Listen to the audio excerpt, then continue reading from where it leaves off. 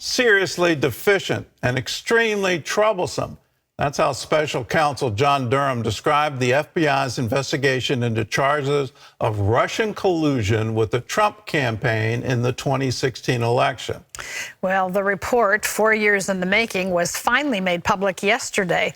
The conclusion: the FBI never should have opened the probe into the former president. Burke has the details.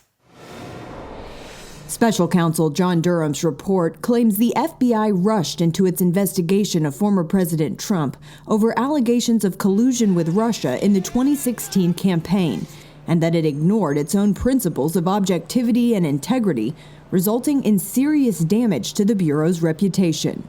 The report slams the FBI for launching the probe into the former president, since, quote, neither U.S. law enforcement nor the intelligence community appears to have possessed any actual evidence of collusion. It was a hoax, that there was no evidentiary support, that the world's greatest law enforcement agency didn't meet anybody's reasonable expectations. Durham accusing the Bureau of using raw, unanalyzed, and uncorroborated intelligence and relying on investigative leads provided by or funded by Trump's political opponents.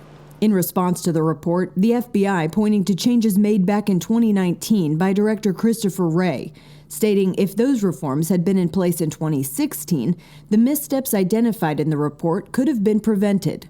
Speaking to Fox News' Brett Baier, former South Carolina Representative Trey Gowdy said he's not convinced the FBI has done enough to prevent something like this from happening again. I mean, you talk about policies and procedures in place. What policy and procedure is going to govern the head of the FBI? Durham also found the FBI failed to critically analyze information that ran counter to the narrative of a Trump-Russia collusive relationship, including allegations of foreign influence on the Clinton campaign. Former President Donald Trump responding to the 300-page report, repeating accusations of his own that the FBI's investigation into him is the crime of the century. This investigation cost taxpayers $6.5 million. And while it did ultimately find the FBI to be at fault, it did not discover any sort of deep state conspiracy by intelligence officials and law enforcement to derail the 2016 Trump campaign. Burke, CBN News, Washington. Well, here's the thing going forward. Do we ever trust the FBI again? If it is quite clear from the Durham report that this investigation should have never happened, well, then why are we not saying, should there be fundamental changes, and should we have anything like this ever happen again? Please understand just how serious this was. In a president's first months in office, there's an attempt by the FBI to completely cripple his administration, where you have to have attorneys represent all the staff members, what they knew, when did they know it, and what are they trying to do to hinder the investigation.